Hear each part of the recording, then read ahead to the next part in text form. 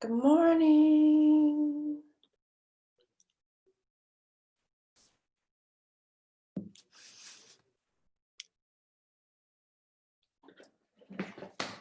We have some attendees already. Hello, everybody. I didn't do a good job setting up. My phone was ringing right before. I'll prop this up.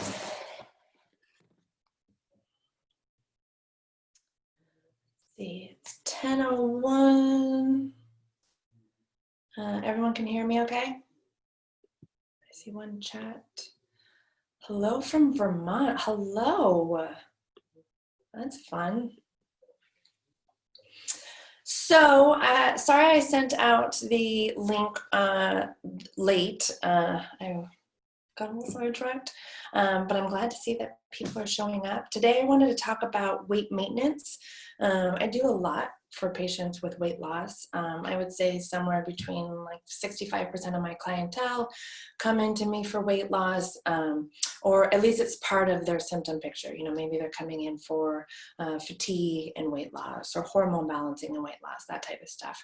When I'm treating people for weight loss, I'm really looking at, I'm doing a diet analysis. I'm going to look for any kind of, I'm going to do a full lab report, right? I'm going to look for any kind of hidden or subclinical abnormalities like full thyroid panel, any blood sugar issues, insulin, satiation hormones. Is there any underlying inflammation, sex hormones imbalance, adrenal dysfunction, genetic predisposition? There's a lot of great companies that do genetic testing for weight loss. So I'm going to do a full kind of picture. What is their blood? What is their genetics? That type of stuff. And then we're going to address any underlying issues. We're going to make appropriate changes to their diet, lifestyle, right? A lot of people need to do some lifestyle changes, whether that's working out, timing of food, that type of stuff. But at the end of the day, weight loss isn't complicated. It's really pretty simple math. It's a balance, or we need to have more energy or calorie loss, so we need to burn more calories through our day-to-day living, moving, exercise, whatnot, than what's being replaced through our food. Take some of your diets such as keto, paleo, Whole30. These are all diets that work. I see them very successful, but they work because they're cutting calories, especially calories that we don't really need, or maybe we usually get in excess in our daily lives. Sugar, simple carbs, too many carbs, high fat, that type of stuff. But these diets come with you giving something up. It's a sacrifice. And I think that's the problem with keeping weight off. It's viewed as a sacrifice, and it's something you kind of are willing to endure until you've reached your weight loss goal. But then it just feels like a sacrifice with no payoff. So if I were to look at all my patients over the last 17 years, I would say that the people who succeed at losing weight and keeping it off is because they've made these changes and they've made them lifelong. They have become ingrained in their new norm. They're no longer viewed as sacrifices. I do believe that's really part of the key to helping maintain your weight. When you're done with your weight loss plan, your diet, hopefully you've learned that where hidden calories are, such as sauces or juices, that type of stuff. You've learned what's high in simple carbohydrates, you know, white rice versus brown rice, what's high in fat. A lot of people like to snack on nuts and dairy and that type of stuff, and those can be high in fat. Maybe you've learned what a good macro ratio is for you, carbs versus protein, fat, what is good portion size. Maybe you've learned what triggers are, you know, maybe you're an emotional eater, that type of stuff, which I think we talked about maybe a month or so back. So the first part has been done. You've been educated, and if you succeeded at losing weight, you obviously understand the concept. I see some patients try and follow that rigid plan for life, right? They're tracking all their daily calories, that maybe they're weighing themselves every day. Maybe they're just constantly worrying about their weight. And I don't think that that's healthy. And I think it has really a strong possibility of backfiring. Maintaining weight, like I said, is a mindset change. Before with maybe your diet plan, your weight loss plan, you've learned to say no. It helped you from overeating. It helped you to choose foods that didn't serve you towards your goal of weight loss. But if you continue to say no all the time, you're going to feel deprived and you're going to have a strong likelihood of binging.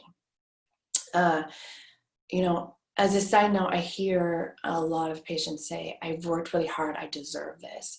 And not to be callous, but you're not training a puppy. Food is not a reward. It's fuel for your body. And so when we learn to accept food as fuel and not a reward system for us making healthy choices for our lives, I think helps with maintaining your weight. But saying no all the time definitely feeds into what we call the challenge cycle or the yo-yo dieting. So you got to learn to master moderation when we're talking about weight loss or weight maintenance. Learning to balance no's with yeses. Maybe you have that big steak dinner, but you don't have the ice cream with it that night. Or, you know, the next day you eat mostly salads and high fiber foods and veggies and that type of stuff. And then when you do say yes, learn to reflect on how you felt. Did you feel good? Would you do it again? Did you learn anything from that? I have a lot of patients who, you know, ice cream at night was their treat. There was, you know, they had a long day. That was their little treat to themselves. They gave it up for their diet. And then all of a sudden they try to add it back and they don't feel that good when they eat ice cream. So maybe for them, those calories are not worth it. But then you have people who maybe they gave up wine during their diet plan, and now they go out and have a couple of glasses of wine with their girlfriends, and that's worth it to them because it also, you know, they allowed them to connect with their community and their friends. So when I'm talking to patients, when I'm coaching them through it, like these are the things that we want to constantly reflect on, weighing out our yeses, if that makes sense. And unfortunately, I see a lot of patients who appreciate the coaching for weight loss, but don't really see the benefit in weight maintenance. And I think that's where people really slip up, is the weight maintenance. So then it just becomes a constant, you know, weight loss goal, reach it, slowly backslide, gain the weight. Now we have to do a weight loss plan again. So don't underestimate how important the weight maintenance is. Weight loss also happened because you created a lot of new habits. Maybe it was about workouts. Maybe it was about nutritional timing. And it was all fun and new, so it was easier to do. But with weight maintenance or management, those habits have lost their newness. So now it's time to evolve your habits for weight maintenance. I usually find this to be true with workouts. You know, maybe you were running 3 times a week to help with burning more calories, to, you know, get a higher energy expenditure. Maybe now with weight maintenance, you do it 2 times a week, and then you add in a yoga session, because the yoga session is going to help you with your mental, emotional health. It's going to help with flexibility, that type of thing. Maybe you need to try a new routine. Maybe you need to do cycling instead of walking. We get muscle memory. And so when we mix it up, we start to burn more. Maybe you need to set new fun short-term goals. Maybe you're going to do 100 type of ab crunches or, you know, planks for a month. Maybe part of weight maintenance is finding a balance in other areas of your life where that imbalance is what leads you to gain weight. So maybe you have anxiety or depression and you become an emotional eater. So now it's the time to address that emotional eating with therapy or counseling or coaching. Maybe you don't get enough sleep. So when you wake up in the morning, you want coffee and, you know, a donut and sugar in your coffee, and now you don't feel like exercising. So now spending time looking at how we improve your sleep can actually help with maintaining your weight. Weight loss is a lot easier when you see success. You see weight coming off and you have a goal. It's harder to motivate when you're just trying to maintain status quo. So you really need to define what is the deeper reason that you wanted to lose weight. Was it because you were in pain and you want to feel better? Was it to keep up with your grandkids or your kids? And once I hear that like initial reason, I'm going to keep asking why, because under that initial reason, there's a deeper reason why. Maybe I want to keep up with my kids because time is precious and short. Maybe I want to play tennis because it's a way for me to bond with my community or my friends. So finding that deeper meaning helps you reset your weight loss goals and connects you to your core belief system, which makes your new goal more deeply rooted in you and easier to aim for. And then maybe you do weekly check-ins, maybe you do nightly check-ins, and you ask yourself, did the choices I made today align with my deeper purpose? If they didn't, then tomorrow's a new day and you can decide, is that deeper goal, will that deeper goal be a priority for you today? So 3 things for weight maintenance when I am helping my patients, maybe when I'm coaching them, is 1, we need to make healthy but flexible boundaries. So balancing our no's and yeses. We need to tweak and evolve our habits that we've created, mixing up exercise, starting therapy, whatnot. And we need to be grounded in the real reason you wanted to lose weight in the first place. Does anybody have any questions? In terms of, okay, I have a question. Whew, it's a long one. When one is running, walking, and doing a lot of cardio and often hungry throughout the day and the weight still stays the same, what are some possible reasons for this, such as poor eating and poor beverages consumed, not eating enough times throughout the day? Cooking at home a lot more during this pandemic seems to have helped, but the way in terms of weight loss combined with more outdoor running, I'm not sure. I would say if you are hungry throughout the day, and David, I know that you actually do a lot of physical activity, you might not be getting enough healthy nutrition to balance what you've lost. And I would be looking at your protein and that type of stuff. Of course, poor eating habits and beverages, those are all, empty calories that you can get in that are gonna affect your ability to lose weight or maintain weight. You always want the most nutritious packed foods. There's a lot of empty calories out there, and there's a lot of mindless eating, I see. I think the best thing would probably be to do a diet journal for a certain amount of time. Does anybody else have any questions?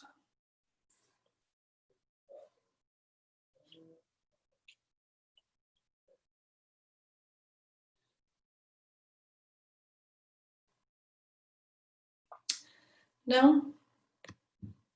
Oh, is this a good time to ask about the test you do to help with weight loss? Absolutely. I feel like I might have talked about it in the beginning. So if I don't, so if you want to go back to my website, I think I had one towards the beginning about weight loss, but I could be mistaken. But anyways, always look at your thyroid, right? Your thyroid is your master metabolizer. We want to do a full thyroid panel, TSH, free T4, free T3. I have a lot of patients who have high stress that can affect their thyroid. So I want to do a reverse T3. We want to do a complete blood sugar analysis. We want to look at your blood sugar when you're fasting. We want to do a hemoglobin A1C so we can look at what your blood sugar looks like over a long period of time. We want to do an insulin level. I like to do a fasting insulin level. This is really common for my women, especially perimenopause, menopause. We have some shifts in their hormones that seem to affect their insulin levels. I have a lot of patients who just aren't making enough insulin. It's not about insulin resistance. I'm going to do, I like to do sometimes a leptin or ghrelin level, which is a hormone, because I want to see are they having any difficulties with satiation? You have a lot of people that just say they feel hungry all the time, or they have sugar cravings or whatnot. So I want to look at that. I will definitely be doing your basic panels, comprehensive metabolic panel, that type of stuff. I do like the genetic testing for some people. You can just see that there's some people that genes run thick. There are some people who are never going to be a size 2. And so kind of finding what their body composition that allows them to feel good about themselves, but also have a healthy lifestyle that they enjoy, I think can be really helpful. And you would be surprised. I did the genetic test on myself, and it was interesting to see that for my genetics, I was supposed to be about 25 pounds heavier than I am. And I am someone who, like an Atkins diet, a high fat diet would not work well for me because I don't process fat very well. I do better on a high protein and complex carbs. And I also need to do about 400, I think, minutes a week in order to maintain weight. So that was really eye-opening for me, just to see genetically what I'm up against. So let's see, thyroid, sex hormones, especially for females during perimenopause, menopause, that, hormones really mess with our weight, and women will tell you all the time, at 30, their weight distribution was here, at 40, it was here, at 50, it's here. It's just, so I think hormones are important in adrenals. I think stress hormones play an absolute huge role in weight gain, in an ability to lose weight, especially when patients talk about the spare tire. Does that answer your question?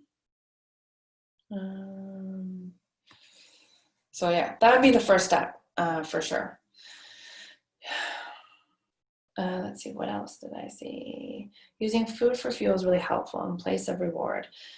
Simple but hard to do. Thank you for that line. Yeah, it is. It's fuel. Sometimes we have to remind ourselves. And I do think that if you are someone who continues to say, I deserve this, or, it's a treat, then really being coached through emotional eating can help you not only lose weight, but start to do the really hone in weight maintenance. That sounds good. Similar to what I've read from Sarah Godfrey. Yep, Sarah's definitely, she's a naturopath, I swear, in a former life. Is your philosophy in line with what she writes about? The last time I feel like I listened to her a few years ago, it was more about hormone balancing. But yeah, I mean, Sarah's done a lot of what naturopaths practice day to day, balancing that HPA axis, balancing your female hormones with your adrenals, with your thyroid, and really looking in depthly at those.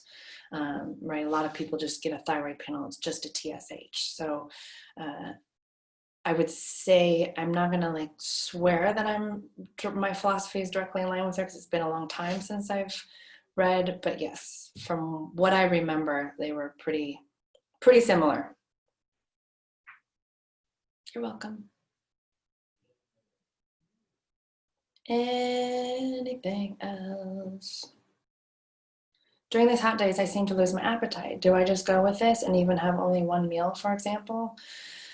Yeah, I think that's common. Make sure that one meal is healthy. It's, lots of fiber and vegetables and good proteins, and not Doritos and a Gatorade. You can listen to your body. These people that tell me, I eat at 8 and lunch, and their day revolves around their meal, tells me that their emotional connection to food is too strong. Listen to your body. There are many times where, I've had a huge meal the night before, and the next day I'm like, I'm not that hungry. Don't need to eat at 10. I actually am fine waiting till 1. Are you supportive of intermittent fasting? I am really supportive of intermittent fasting. I feel that we have been, and it is interesting to look at some of the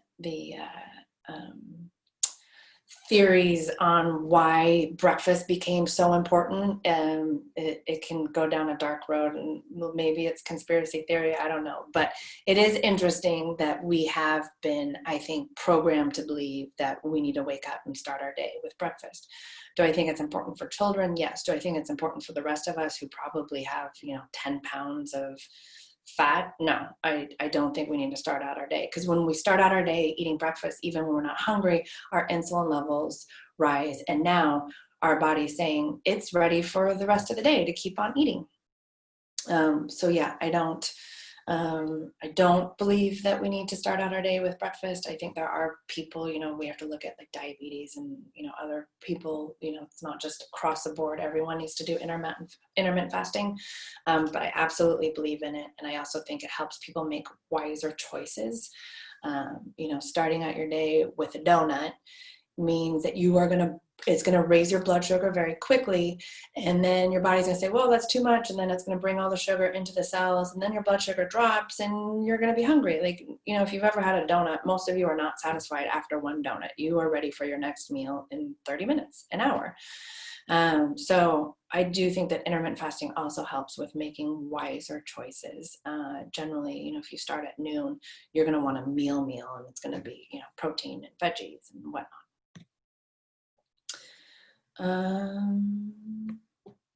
Any other questions?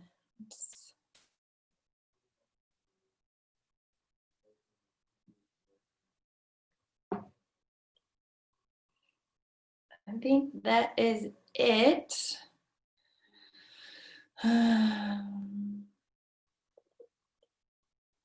Okay, I am going to call it. If you have any questions, please email me, drlsnelson@gmail.com.